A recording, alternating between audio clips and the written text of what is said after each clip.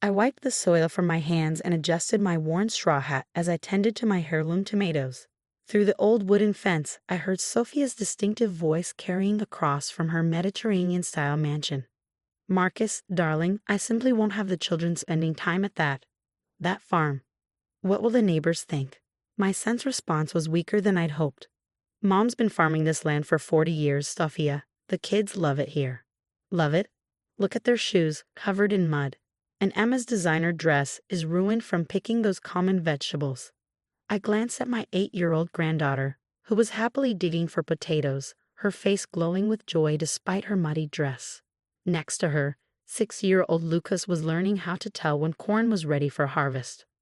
But the children are learning where food comes from, Marcus protested. Mom's teaching them valuable lessons. Valuable? Sophia scoffed. What's valuable about grubbing in the dirt? We live in Willow Creek Estates, Marcus. Do you know what people say when they find out your mother is some kind of peasant farmer? If only she knew that every inch of her precious Willow Creek Estates had once been part of my family's farmland. That every decision about the development, from the artificial lake to the carefully planned green spaces, had come from my vision. Mom's not a peasant, Marcus said. She's living in that old farmhouse while we're surrounded by luxury, Sophia cut in. It's embarrassing. Why won't she sell this eyesore and move somewhere more appropriate? I smiled slightly, remembering the multiple offers I'd received through various shell companies, offers Sophia herself had encouraged, never knowing she was actually negotiating with her mother-in-law. The kids, Sophia suddenly shrieked. They're eating something straight from the ground. Lucas, Emma, stopped at this instant. The children froze, fresh strawberries halfway to their mouths. I stepped out from behind my tomato plants. These are organic strawberries, Sophia. Probably the same ones you pay $15 a basket for at that fancy market you love. Mrs. Chen, she said stiffly, using my maiden name rather than acknowledging our family connection. The children need to go home now. We have a country club luncheon. But Grandma was going to show us how honey is made. Lucas protested.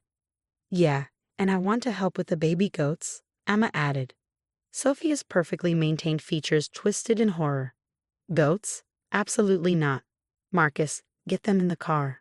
I watched as my son hesitated, torn between his wife's demands and his children's disappointed faces. Actually, I said mildly, these goats are quite special. Prize-winning lineage, rather like those artisanal cheeses you serve at your dinner parties. I serve imported French cheese, not some backyard farm animal's milk, she sniffed. If only she knew that her favorite imported cheese came from my dairy operation 2 counties over. Mom, Marcus started, but his phone buzzed. It's the office.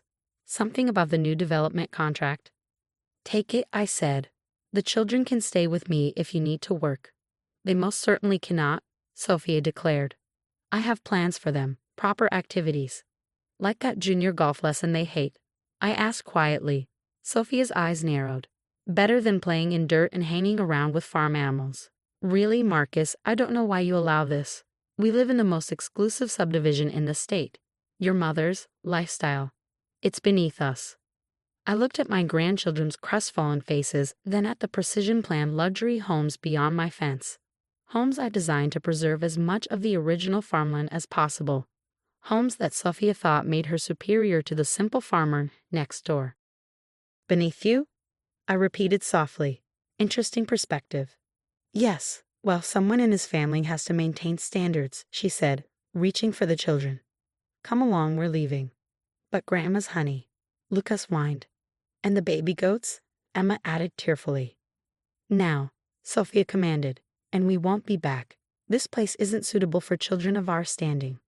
As she marched them toward her luxury SUV, I saw Emma drop something. After they'd driven away, I picked it up, a business card from the country club. On the back, Emma had drawn a little farm with happy faces. My phone buzzed with a message from my lawyer. Development board meeting tomorrow. Time to review the Willow Creek Estate's ownership structure. I looked at my farmhouse, deliberately kept simple while I poured millions into sustainable agriculture and responsible development. At the luxury homes beyond my fence, where people like Sophia measured worth by square footage rather than character. Yes, I typed back. I think it's time for some changes in the neighborhood. That evening, as I reviewed the property documents in my study, a room Sophia had never seen, with its wall of agricultural and architectural awards. Marcus stopped by. Mom, I'm sorry about today. Sophia, she just doesn't understand. Doesn't understand what? I asked. That food doesn't magically appear in stores. That children might learn more from growing things than from country club etiquette. He had the grace to look ashamed. She means well. She just wants the best for the kids. And you think the best is keeping them from understanding where they come from.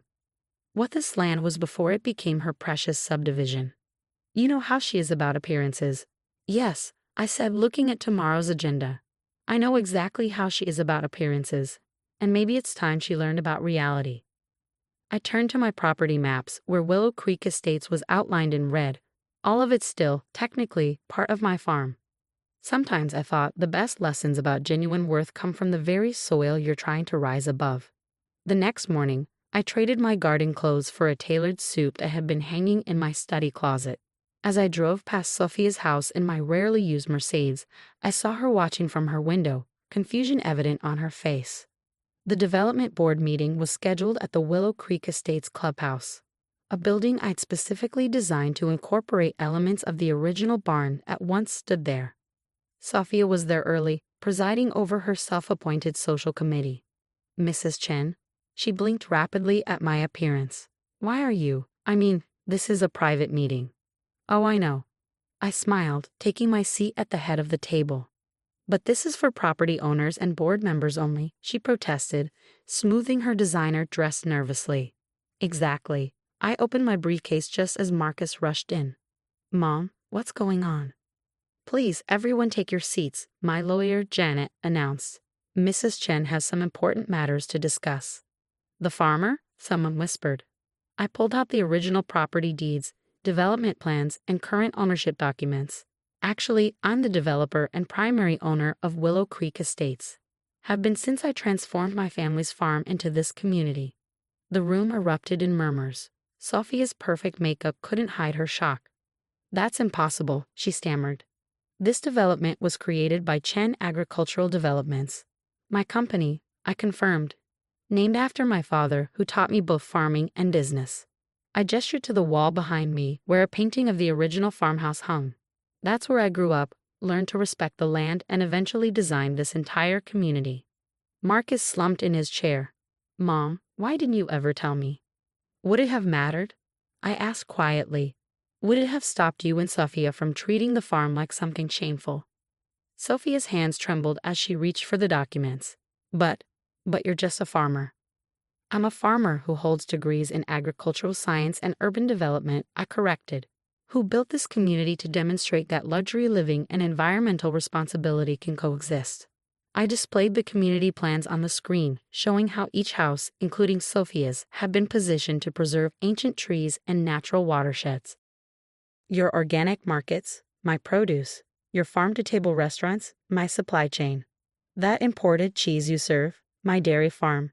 I paused, letting it sink in. Even your precious country club was designed to incorporate sustainable farming practices in its landscaping. But you live in that old house.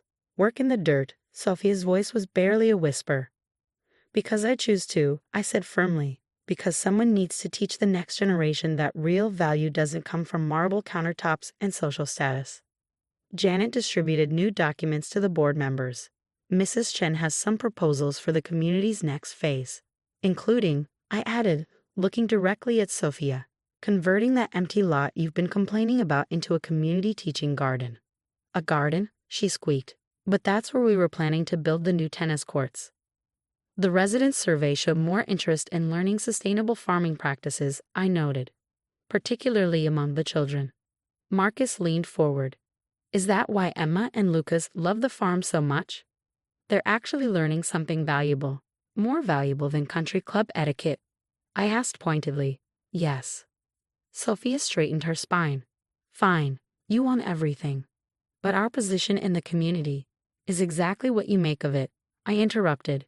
Not through your address or your social committees, but through your contributions to the community's real values. I pulled up photos of the children working in my garden. Your children understand this. They see the magic in growing things, in understanding where food comes from, in connecting with the land. They do love the farm, Marcus admitted. Come home talking about plants and animals, and honey production, and sustainable farming, I added. All those things you thought were beneath them. Sophia's perfect posture finally crumbled.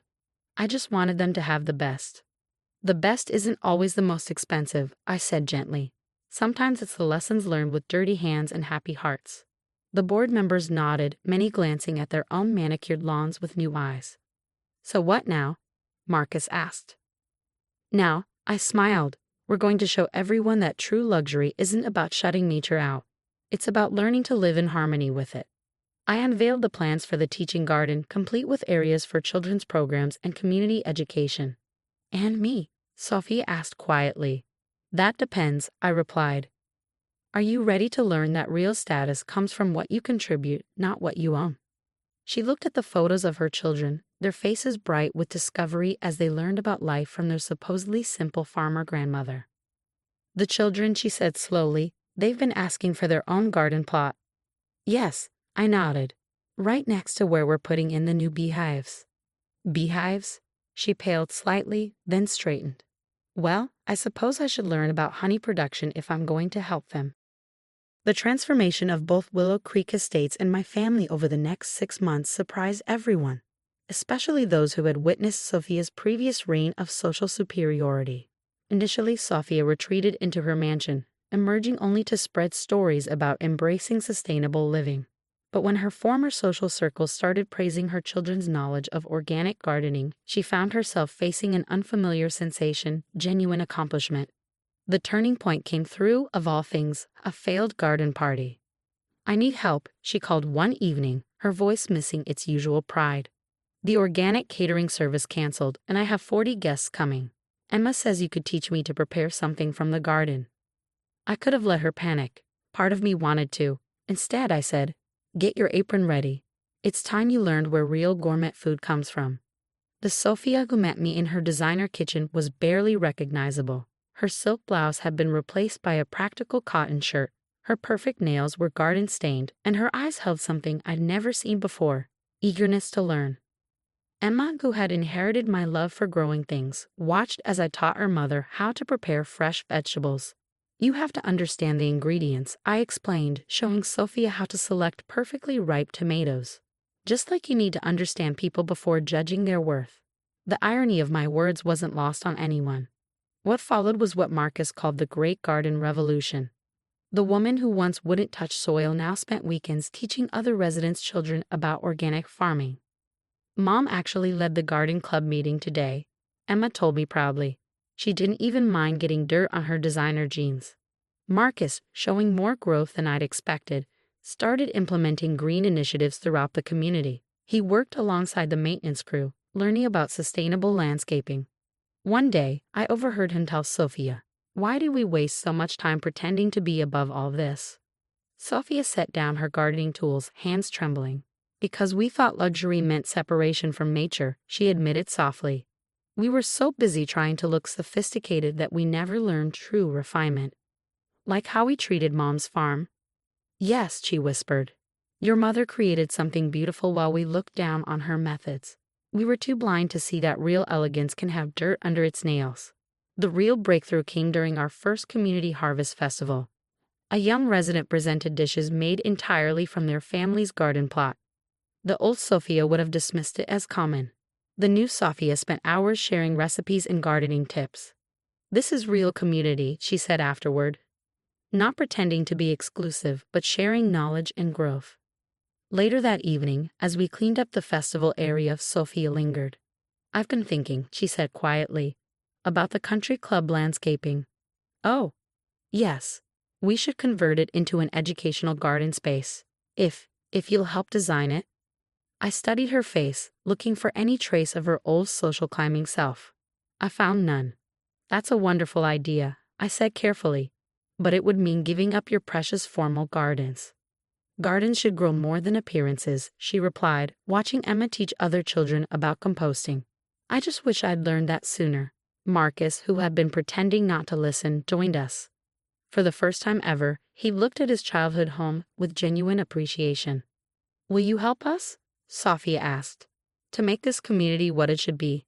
Better, I smiled. We'll all do it together and learn plenty along the way. I looked at them both uncertainly. If you're ready for that? They nodded, watching years of artificial barriers dissolve like morning dew on guarded leaves. As we walked home that night, Emma pointed to a butterfly landing on an organic rose bush. Look, sometimes the most beautiful gardens are the ones everyone helps grow. Yes, I agreed, watching Sophia patiently explain companion planting to a neighbor. And sometimes the best communities are the ones that remember their roots. The sunset painted the mansion roofs in golden light, but the warmth of transformation came from the earth beneath our feet. In the end, it wasn't about property values, social status, or even luxury living. It was about learning that true worth isn't measured by the height of your walls, but by the depth of your roots. As Emma often says now, the best homes aren't built with money. They're grown with love, learning, and maybe a few garden tools. And sometimes the greatest legacy isn't the property you develop, but the values you plant in those who live there.